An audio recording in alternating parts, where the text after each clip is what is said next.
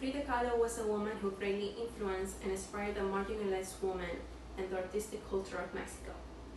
Her artistic career began around the 1920s to 1930s, which was the time after the Mexican Revolution.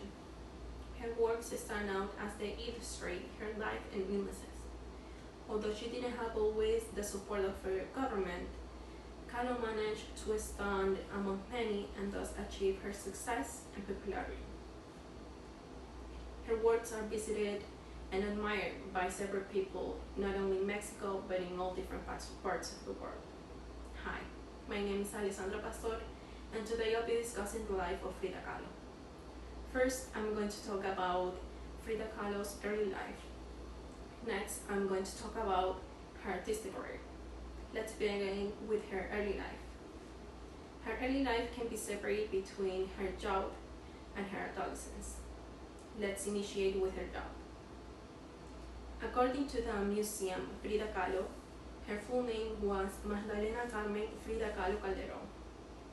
She was born on July 6, 1907 in her parents' house known as La Casa Azul in Coyoacán, Mexico. Frida was in poor health as a child. At the age of 6, she contracted polio. This disease caused her right and foot leg to become shorter than the other.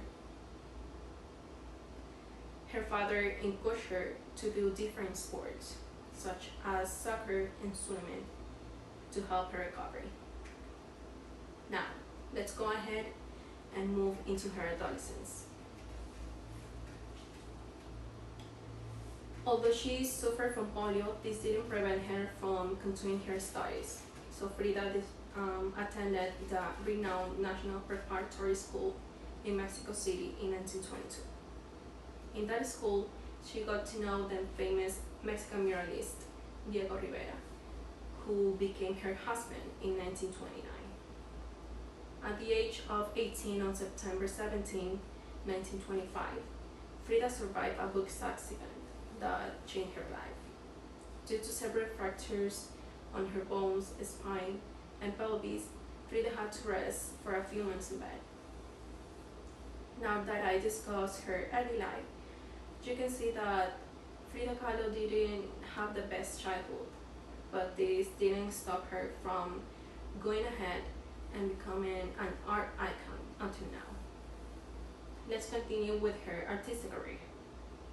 After the accident in 1925, Frida decided to leave her studies to concentrate only on her career as a painter. Her parents gave her brushes and some boxes of oil paint so she could paint in her bed. She finished her first self-portrait in 1926. As reported by the art story in 1930s, Kahlo paintings evolved to symbolize her Mexican culture. Thanks to her inspiration from Mexican culture, she used bright colors and drastic symbolism in her paints. And also, most of her paints were inspired by tragic physical and psychological moments that she experienced in her life.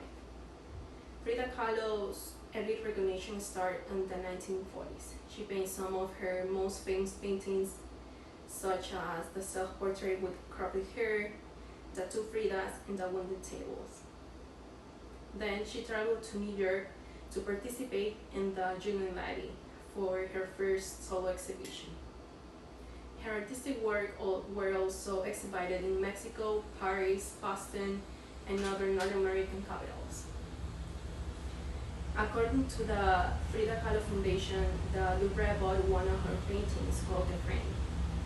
This was one of the first works by the 20th century Mexican artist purchased by the internationally renowned museum. Frida Kahlo's popularity was on the rise after her death. She died on July 13, 1954 from a pulmonary embolism at her Blue House. Nowadays, her works are sold at high prices, as stated in the report of FridaKahlo.org. In May 2006, Frida Kahlo's self-portrait Fruits was sold for $5.62 million on an auction in New York. Then, her death, the blue house was converted into a museum. Frida Kahlo has always had a gift in art since she was a child, and she also was a fighter and a strong woman until the day of her death. To conclude, Frida Kahlo was a painter whose life and art was deeply influenced by her illnesses and suffering.